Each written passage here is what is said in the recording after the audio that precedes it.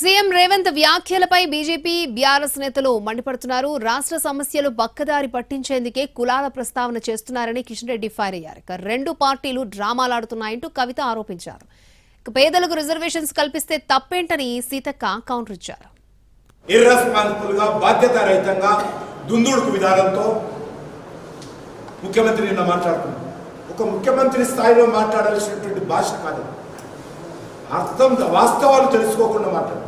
మీ Congress party ముఖ్యమంత్రి ఉన్నప్పుడే నరేంద్ర మోడీ గారికి సంబంధించినటువంటి ఏదైతే సామాజిక వర్గం ఉందో ఆ సామాజిక వర్గాన్ని బీసీలో చేర్చారు. ఒక్క గుజరాత్లో చేర్చలే, దేశవ్యాప్తంగా ఉన్నటువంటి వాళ్ళందరూ కూడా కేంద్ర ప్రభుత్వం తర్వాత చేర్చింది కాంగ్రెస్ పార్టీ. ముఖ్యమంత్రి గారు వంకర టింకర మాటలు మాట్లాడి ఆగం చేసుడు తప్పితే ఎప్పుడు కూడా దేనికి పరిష్కారం చూపించినటువంటి పాపన ఓలేదు.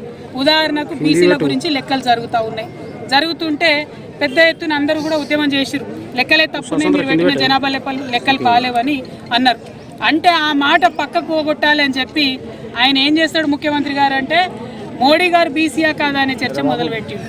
ఆయన మోడీ గారి మీద మాట్లాడంగానే ఇటుపక్క బండి సంజయ్ గారు మరి రాహుల్ గాంధీ ఏ మతం అని ఈయన మొదలుపెట్టిండు.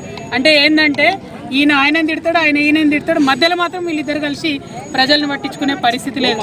ఈరోజు ఎందుకు ఇలాంటి విద్వేషపు రాజకీయాలు, విద్వేషపు మాటలు మాట్లాడుతున్నారు? సమాజంలో శాంతి వద్దా? సమాజానికి ప్రేమ వద్దా? సమాజ అభివృద్ధి వద్దా?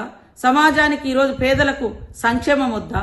మీరు పేదల సంక్షేమం అంటేనే సోమరిపోతులను తయారు చేస్తారని మాట్లాడిన మీరు, బీజేపీ నాయకులు పేదల పట్ల ఏమాత్రం కృతజ్ఞత ఉందో ఒక్కసారి భారతీయులందరూ కూడా ఆలోచించాల్సిన అవసరం ఉందని తెలియజేస్తాము.